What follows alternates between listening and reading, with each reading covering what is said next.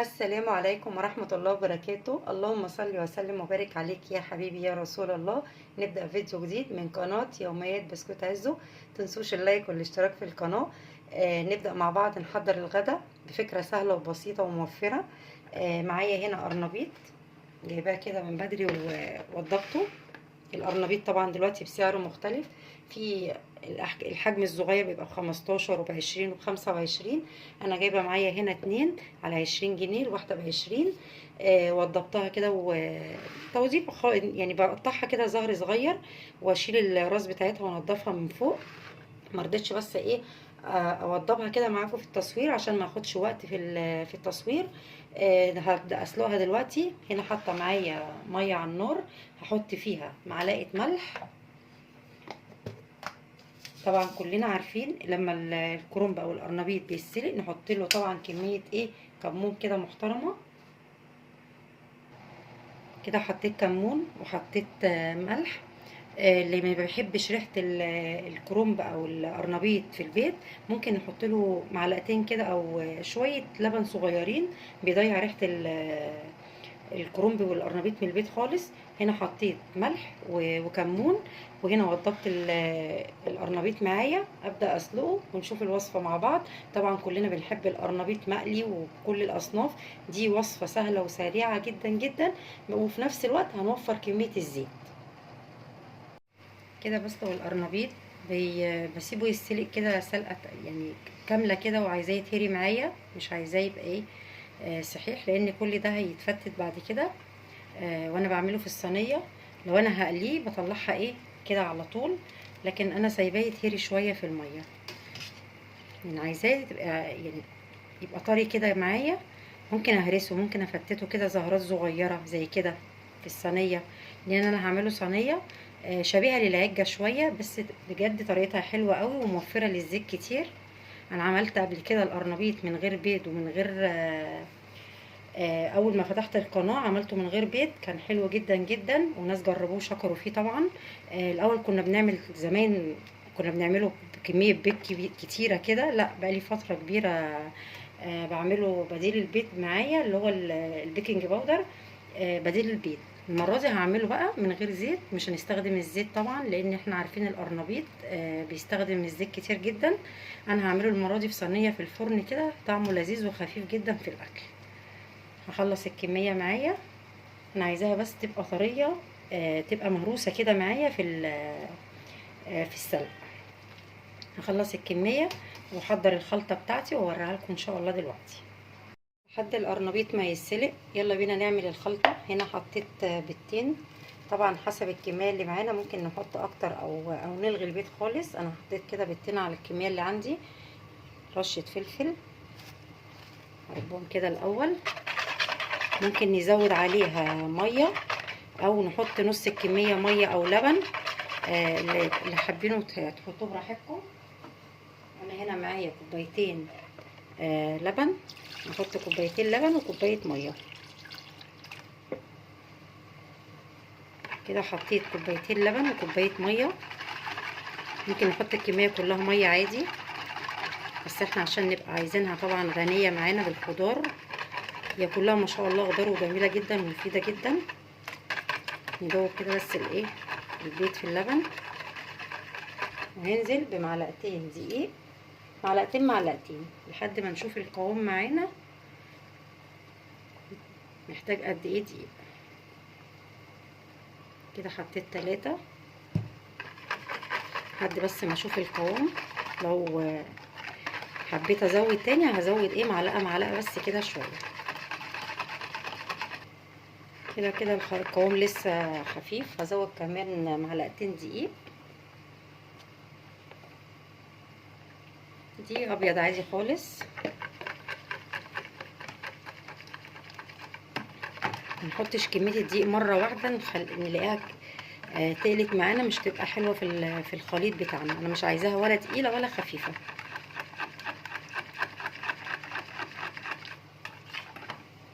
كده قوامها كويس جدا. هزود بقى التوابل بتاعتها، عباره عن ملح وفلفل اسود وكمون. احط الملح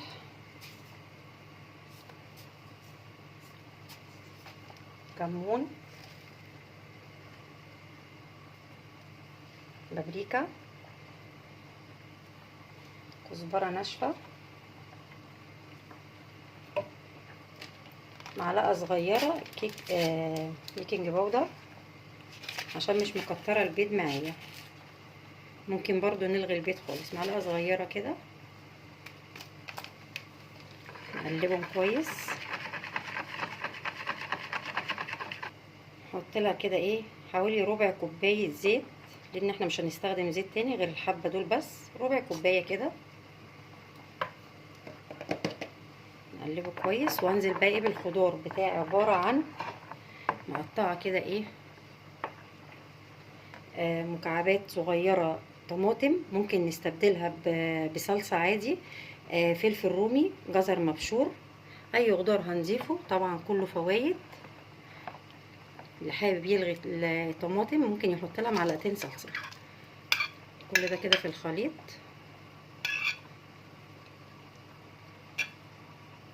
اللي حابب حاجة يضيفها، واللي عايز يلغي الجزر يلغي الفلفل براحتكم خالص، بس طبعا كل دي فوائد في الاكله بتاعتي. نقلبها كده كويس. والخضره كمان هحط لها شويه كزبره صغيرين خالص.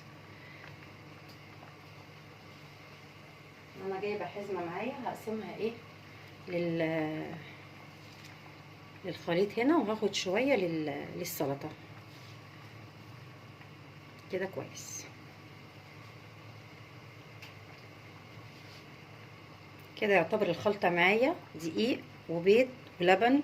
ممكن نحط الكميه كلها لبن زي ما قلت لكم، ممكن نحط نص لبن ونص ميه، كوبايتين وكوبايتين، طماطم، فلفل، جزر، كزبره. ممكن نحط شبت برضو بيخلي الخلطه ريحتها حلوه قوي. كده وفرنا برضو من الخضره. لما بنعمل القرنبيط التاني المقلي بتبقى الخضره كتيره شويه. كده ما شاء الله الخلطه معايا جاهزه. هوضب بقى الايه القرنبيط، هرصصه كده في الصينيه ونشوفها مع بعض دلوقتي. كده خلاص دي كده ايه خلصت معايا خالص. حطيت لها ملح وفلفل وكمون، بابريكا، كزبره ناشفه. البهارات طبعا دي اختياري اللي انتوا حابينه. دي جميله جدا كده. خلاص كده ايه جاهزه معايا. اركنها لحد ما اخلص القرنبيط. لسه معايا ايه بيتسلق كده. ما شاء الله جميل جدا. لازم يتصفى كده كويس.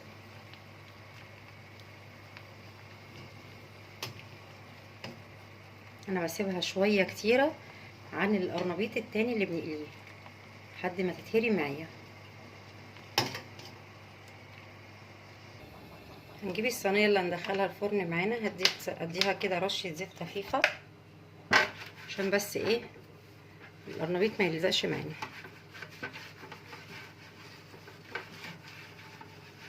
ممكن هنا نهرس القرنبيط، نديله كده هرسه بسيطه، وممكن نرصصه ويكون سليم. انا هقطعه حتت صغيره خالص زي ما احنا شايفين كده. ممكن نقطعه ظهري صغير كده، وممكن نديله نكسره كده ايه بالهراسه، نقطعه ايه يكون حتت صغيره، ظهري صغير خالص كده.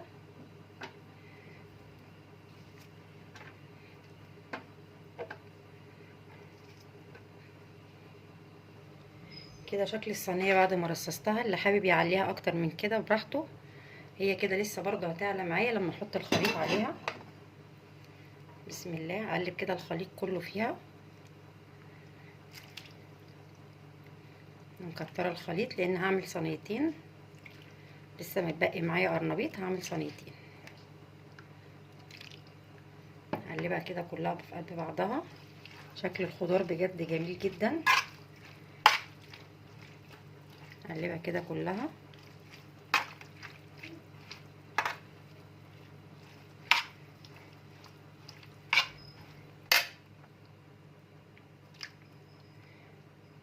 منتقلش الخليط عشان ما يبقاش مكلكع معانا، مش هيبقى حلو.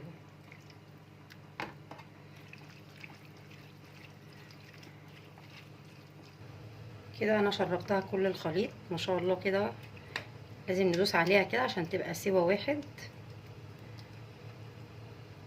اللي حابب يصغر التقطيع اكتر من كده براحته، بس انا بحبها تكون كده. خلصت الصينيه التانية وحطيت الصينيه الاولى في الفرن لحد ما تخلص. هكون عملت شويه سلطه. انا محضره الخضار معايا، طماطم، بصل، فلفل رومي، بنجرية صغيرة كده مقطعاها، خيار، جزر مبشور، رشة ملح، رشة كمون كده بسيطة، ورشة فلفل، وعصير ليمونة. نقلبها كده كلها مع بعض، طماطم على خيار على بصل على بنجر على جزر، شوية سلطة كده جنب القرنبيط جميلة جدا. نحط لها برضو ايه خضرة اللي كانت متبقية معايا.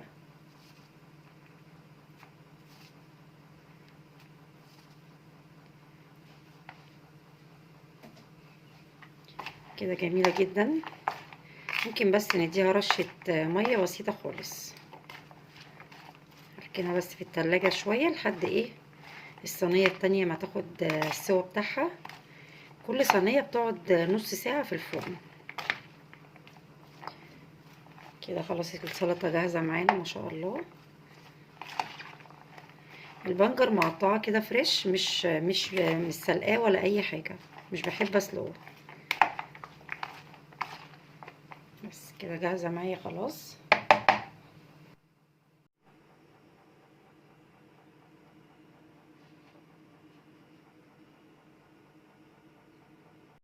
وبكده اكون خلصت معاكم الغدا. اسهل غدا واسرع غدا موفر للزيت. طبعا كلنا بنحب نوفر في الزيت الايام دي، وبرده اكله مفيده، قرنبيط بالخضار في الفرن. اتمنى تجربوا الطريقه دي وتعجبكم ان شاء الله. خفيفه جدا جدا في الاكل وريحتها قلبه الشقه. يعني المفروض ان انا اقطعها بس قطع دلوقتي، بس مستنيها تهدى شويه عشان لسه سخنه. معاها شويه لفت ومعاها شويه سلطه خضراء. تحفه جدا جدا. غدا سهل وسريع ومفيد في نفس الوقت. اتمنى تجربوه يعجبكم ان شاء الله. نتقابل في فيديو جديد، والسلام عليكم ورحمة الله وبركاته.